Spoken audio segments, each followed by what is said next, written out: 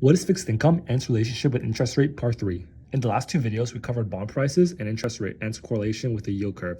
In this video, we'll be discussing the general outcomes of investing in a bond strategy.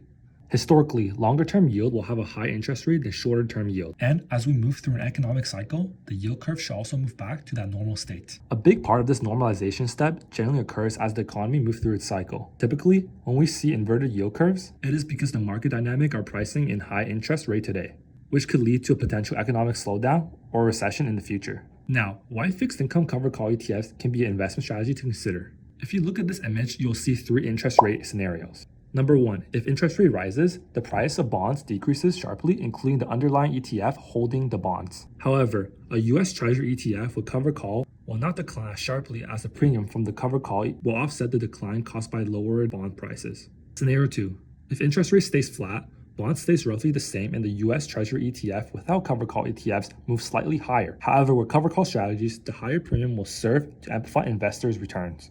Scenario 3, if rates decline, US Treasury bond prices increase, the US Treasury ETF without covered calls will likely to increase more, while the US Treasury ETF with covered calls caps some of the upside, but you also get to keep the premium generated through call writing.